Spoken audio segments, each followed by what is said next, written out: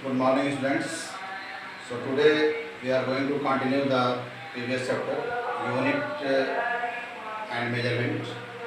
तो इसमें यूनिट हम लोग कुछ यूनिट को डिस्कस कर चुके हैं और मेजरमेंट का भी टर्म डिस्कस करना है, जैसे लेंथ की, smaller practical unit, larger practical unit, ये सब डिस्कस हो चुका है. And today we are going to discuss practical units of mass and time. So see here, I have written already practical unit of mass. Largest practical unit Chandrasekhar limit कहलाता है. 1 Chandrasekhar limit is equal to, मतलब ये mass की largest unit है और इसका value 1.4 times the mass of sun होता है. सन के मास का 1.4 टाइम्स मास, ये 1 चंद्रशेखर लिमिट कहलाता है. ऐसे इसका smallest unit atomic mass unit कहलाता है. AMU से रिप्रेजेंट करते हैं. आजकल इसको सिंपली केवल U से रिप्रेजेंट कर रहे हैं. 1 AMU को कैसे डिफाइन करेंगे? 1 AMU mass can be defined as 1/12th part of the mass of 1 atom of C12. C12 carbon में आइसोटोप्स हैं, C12 C14. तो C12 के एक एटम के मास के 1/12th पार्ट को 1 AMU कहा जाता है. And this one is smallest unit of mass. It's value can be calculated by putting the value of mass of one atom of C12 upon 12. ये कर लेंगे, सॉल्व करेंगे, जितना आएगा 1.66 into 10 power minus 27 kilogram. So this is the smallest practical unit of mass. देखो largest practical unit हो गया Chandrashekhar limit, CSL लिखे हैं शॉर्ट में. So 1 Chandrasekhar limit is equal to 1.4 times the mass of sun. And 1 atomic mass unit, it is the smallest unit of mass. Its value is 1.66 into 10 power minus 27 kilogram. Now come to practical unit of time.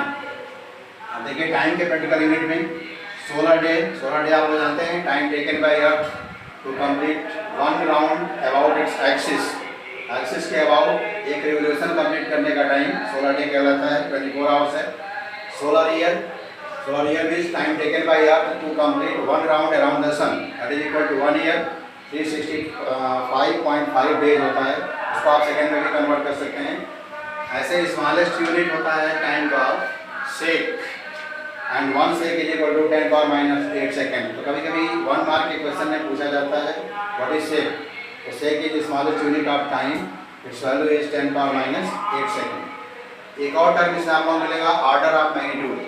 देखो order of magnitude का मतलब जो भी value आपको दिया गया हो उसके 10 के पावर के टर्म में रिप्रेजेंट कीजिए, और जो 10 का पावर होता है वही ऑर्डर ऑफ मैग्नीट्यूड कहलाता है. जैसे मान लीजिए n कोई वैल्यू है, इसको हम लोग सबसे पहले किस फॉर्म में कन्वर्ट करेंगे? Small n into 10 power x.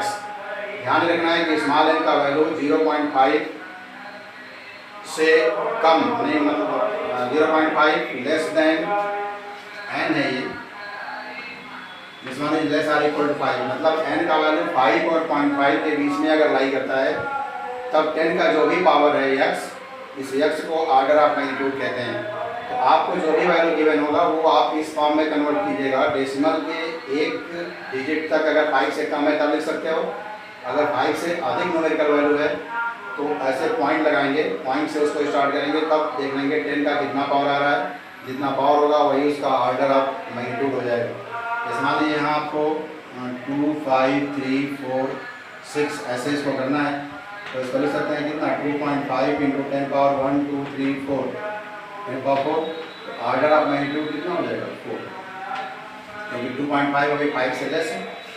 तो इसको छोड़ देंगे और ये 4 जो पावर आ रहा है यही ऑर्डर ऑफ मैग्नीट्यूड कह रहा है. अब इसके बाद टर्म है मेजरमेंट. मेजरमेंट में लेंथ के मेजरमेंट को डिस्कस कर रहे हैं. 2 तरह के मेजरमेंट. डायरेक्ट मेथड है. डायरेक्ट मेथड का मतलब जैसे हमको ऑब्जेक्ट गिवन हो, हमारे पास अवेलेबल हो और उसका हमको लेंथ मेजर करना हो, तो लेंथ मेजरमेंट के लिए जो डिवाइस या जो ऑपरेटर्स हम लोग यूज़ करते हैं वो there are 3 devices by which we can measure length directly. जिसमें मीटर स्केल है. और मीटर स्केल क्या है? 1 मिलीमीटर मिनिमम वैल्यू मेजर करता है, या 0.1 सेंटीमीटर तक. सेंटीमीटर में डेसिमल के 1 प्लेस तक एक्यूरेट मेजरमेंट करेगा. वर्नियर कैलिपर्स, इसका डिस्काउंट होता है 0.01 मिलीमीटर या 0.001 सेंटीमीटर. 0.1 मिलीमीटर, 0.1 मिलीमीटर है, 0.01 सेंटीमीटर, मतलब मिलीमीटर में डेसिमल के 1 प्लेस तक एक्यूरेट मेजर करेगा और सेंटीमीटर में डेसिमल के 2 प्लेस तक। ऐसे सूर्य है, इसका डिस्काउंट होता है 0.01 मिलीमीटर या 0.001 सेंटीमीटर। तो सेंटीमीटर में डेसिमल के 3 डिजिट तक एक्यूरेट मेजरमेंट इससे किया जाएगा। तो ये होगा स्टूडेज जो डायरेक्ट मेजरमेंट में यूज़ होगा। अब कहीं मान लो ऐसे ऑब्जेक्ट हैं जिनको डायरेक्ट मेजर कर पाना पॉसिबल नहीं है, तो वहाँ इनडायरेक्ट मेथड जिसमें ट्रायंगुलेशन मेथड को यूज़ किया जाता है। ट्रिग्नोमेट्री आप लोग पढ़े हैं, ट्रायंगुलेशन मेथड, ट्रायंगल आप लोग पढ़े हैं ट्रिग्नोमेट्री। जैसे मान लीजिए अगर अप्रोचेबल ऑब्जेक्ट है जिसके बेस तक हम अप्रोच कर सकते हैं, ये टावर है, इसकी हाइट हमको मेजर करनी है और इसके बेस तक हम पहुंच पा रहे हैं, तो बेस से एक सर्टेन डिस्टेंस पर आप ऑब्जर्वेशनल पॉइंट सपोज कर लेंगे। मान लो x है, x को मेजर कर लेंगे कितना डिस्टेंस है, और एक इंस्ट्रूमेंट आता है सेक्सटेंट, इसके हेल्प से इसका एंगल ऑफ एलिवेशन मेजर कर लिया जाएगा, एंगल थीटा हो जाएगा। और जब एंगल ऑफ एलिवेशन आपको पता लग गया तो आप यूज़ कर लेंगे फार्मूला ट्रिग्नोमेट्री का, tan theta equal to h/x। यहाँ से h इक्वल टू क्या हो जाएगा, x tan थीटा। तो x का वैल्यू नोन है, tan थीटा पता रहेगा तो टेबल से tan थीटा का वैल्यू देख लेंगे, हाइट फाइंड कर लेंगे। एक कंडीशन ये आता है जहाँ हम अप्रोच ना कर सकते हो, जिस पॉइंट तक अप्रोच कर पाना पॉसिबल ना हो और उसका हाइट हमको फाइंड करना है। जैसे मान लो कोई रिवर है, रिवर के दूसरे बैंक पर कोई ऑब्जेक्ट है, रिवर को हम क्रॉस करके उसके बेस तक नहीं जा पा रहे हैं, ऐसे सिचुएशन में अगर हाइट मेजर करना होता है तो 2 ऑब्जर्वेशनल पॉइंट यहाँ लेते हैं और इनके बीच का डिस्टेंस हम ऑलरेडी मेजर कर लेते हैं x, और दोनों जगह से एंगल ऑफ एलिवेशन फाइंड किया जाएगा। ये एंगल मान लीजिए अल्फा है और ये एंगल है बीटा।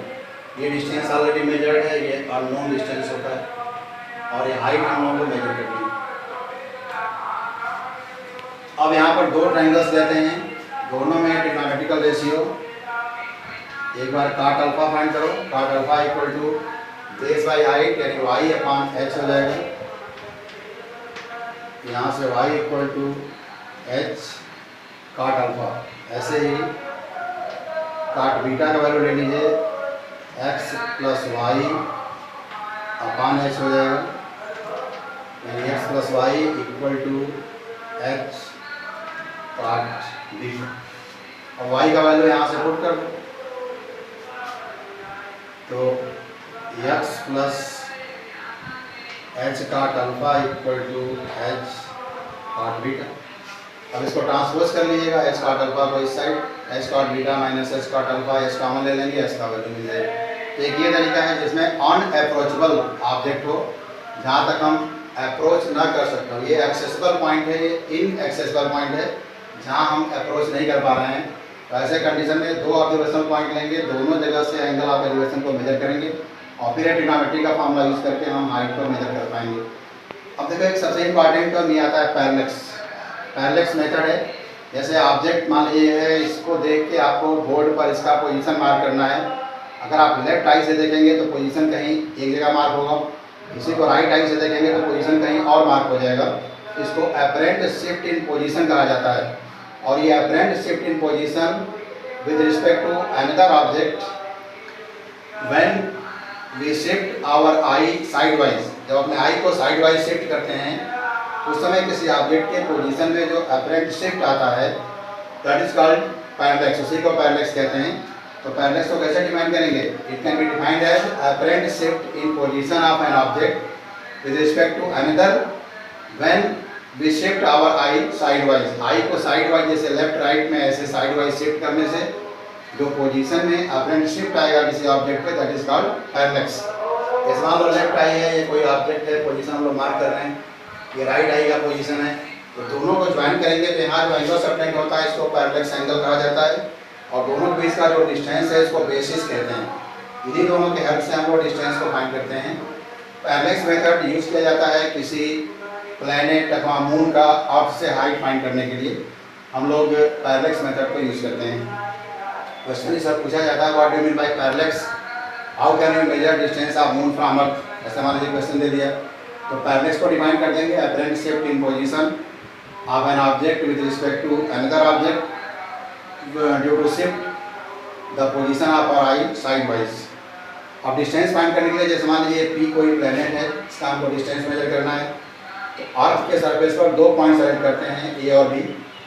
अब ए पर सबसे पहले सेक्सटेंट को एक बेस लाइन चाहिए, इसके लिए एक डिस्टेंट स्टार कोई जस्ट ओवरहेड जो होता है उसको उसे फोकस करते हैं, एक बेस लाइन ले लेते हैं और तब फिर उसी से इस प्लेनेट को फोकस करते हैं, तो दोनों के बीच कितना एंगल है ये मेजर हो जाता है, तो ये θ1 है।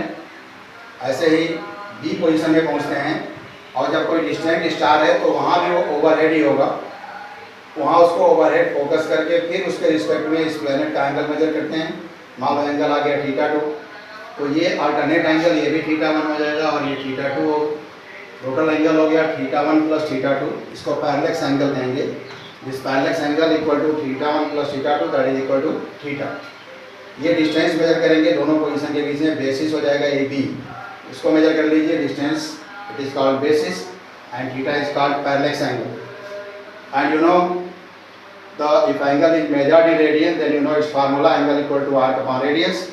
तो arc है b और ये रेडियस माने डिस्टेंस यहाँ से यहाँ तक है x, यहाँ से x फाइंड करना है, तो x इक्वल टू क्या हो जाएगा b अपॉन θ।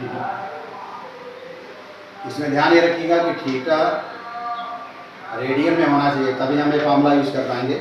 और रेडियन में कन्वर्ट करना आपको, जब हम लोग पैरेलैक्टिक डिस्टेंस वहाँ पर फाइंड कर रहे थे इसके पहले के लेक्चर में, जिसमें हम लोगों ने लाइट ईयर, एस्ट्रोनॉमिकल यूनिट ये सब डिफाइन किए थे, तो वहाँ पर कन्वर्ट किया गया था सेकेंड को पहले मिनट में, फिर डिग्री में, फिर 180 degree equal to pi radian होता है। अगर ये डिग्री में हो डायरेक्ट तो क्या करेंगे, डिग्री इंटू पाई अपॉन 180 ये रेडियन हो जाएगा, ऐसे कन्वर्ट कर लिया जाएगा।